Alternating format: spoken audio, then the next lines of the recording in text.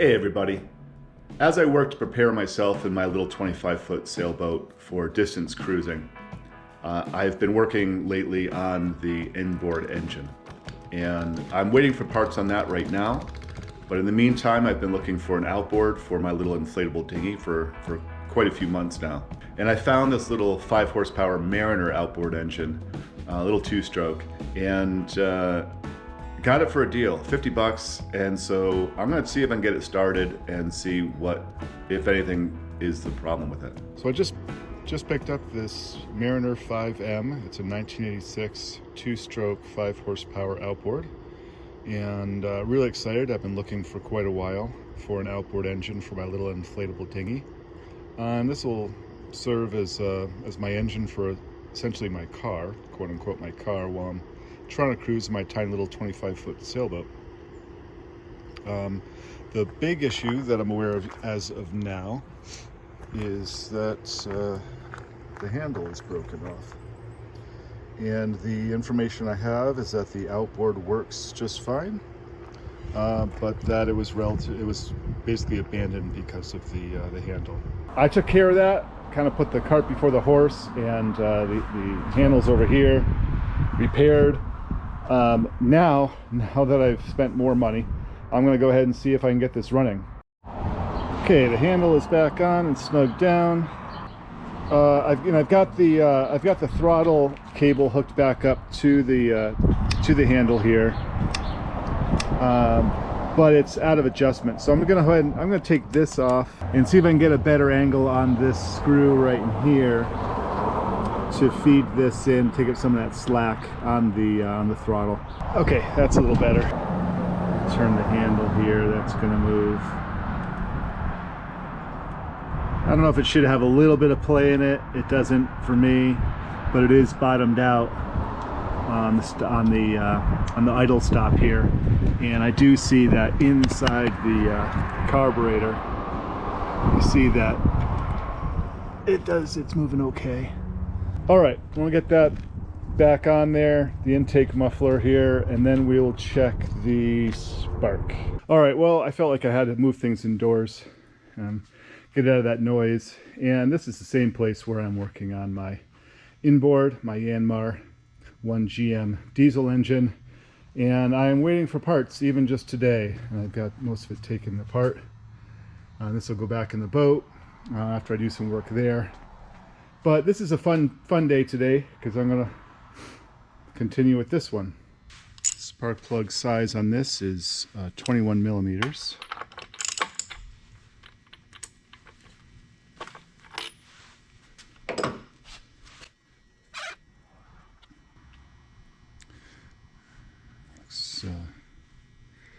Looks pretty clean. Used, but not awful.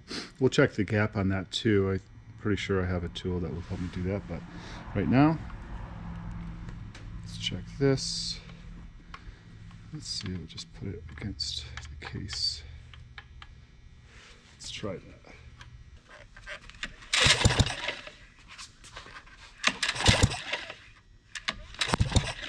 I think I can see that.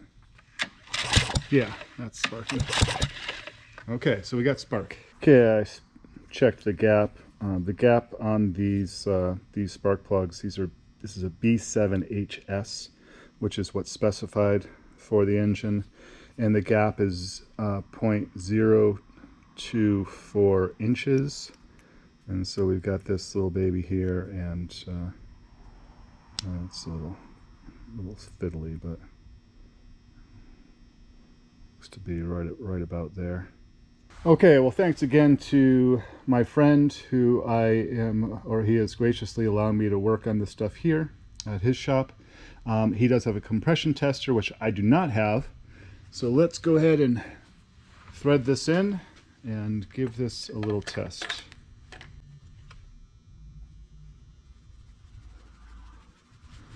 Now, I'm not clear about what the compression should be on these. I guess the information I have is 100 to 125, somewhere in that range is probably okay.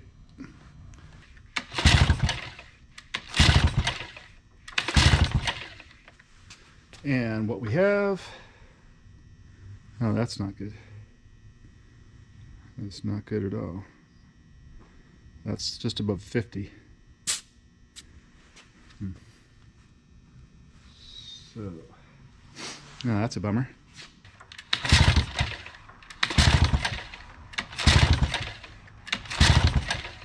And yeah, about the same. Not cool.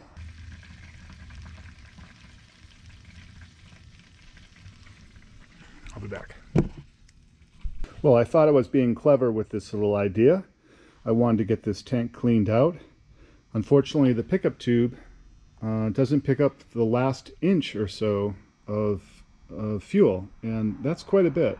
I'm going to move this filter higher up along this hose, and we'll just use this. I won't worry about the contamination in the tank right now. I don't think there's any water in it. It's just a bunch of floaties, essentially, debris. So I think that this filter will take care of that. Okay, I got that filter just in line with the rest of the hose. Now I haven't yet mixed it, so I need to mix that, which means I need to find a way to actually measure it, because I don't have a real solid way of doing so. The stand, as I recall, was built for the Sail Pro, the Tohatsu Sail Pro I had, which was an extra long shaft.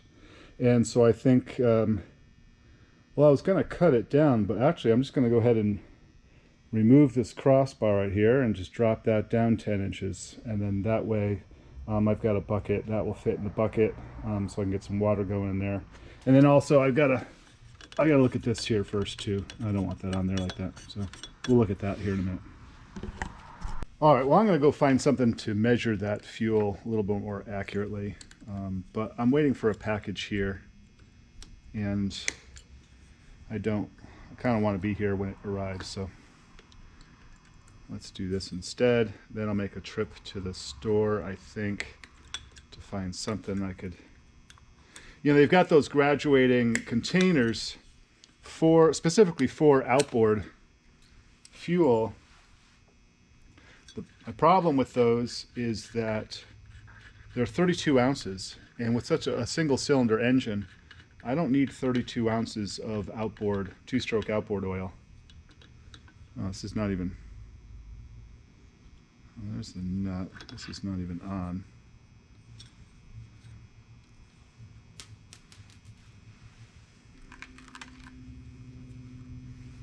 Yeah, that low compression test has got me concerned, I think for good reason, but we're going to try it anyways.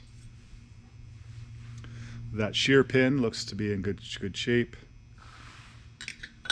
And just, that's fine, so we'll put that back in. This turns freely, it's nice. And this guy, like I said, the plastic, looks like the plastic on both sides is cracked. I'm not sure that probably makes much of a difference, but let's go ahead and see if we can thread this on a little tighter than it was.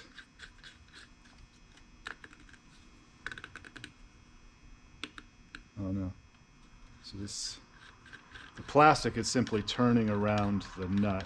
All right, for better or worse, I just busted it out of here. It's just a gnarled nut, but it was slipping on this, and now this is pretty much done.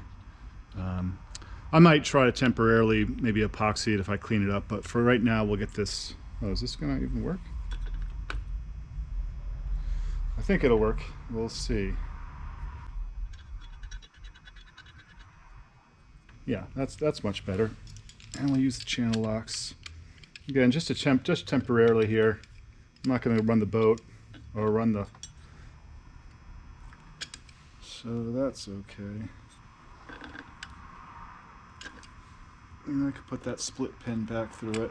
Hopefully you can see, but this is, that's in neutral, and we'll put it in forward, and that definitely locks up, and it's turning things up here. So that engages, back to neutral, that's turning okay. There's some sort of clicking up here, but, and then that's reverse, and that's engaging too, and also turning things around. So So it looks like at least that all works. There's neutral again. Now it's a matter of the oil, and I'll do that maybe after lunch. Okay, we're outside here. We've got a bucket filled with water. It covers those fins real nicely. This. I've got the 2-stroke oil measured out here, maybe a little bit rich, but I'm going to go with that. Let's see if I can get this thing. There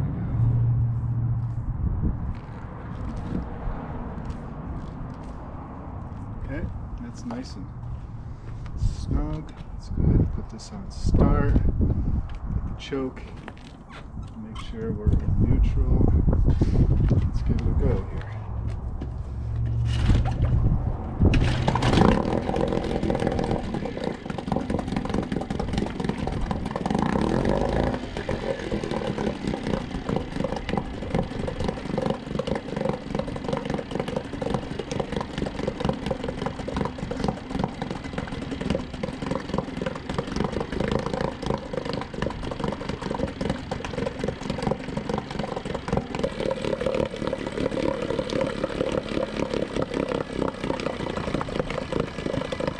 A telltale.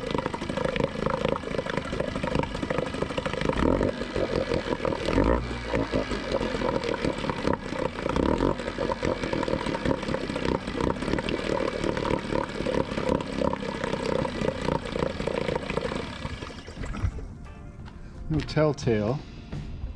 It seems to run okay. Started right up, second pull. That's pretty cool. So let me see what's happening with the telltale here. I presume that it's something that this outboard has. I just don't know where, so we'll have a look.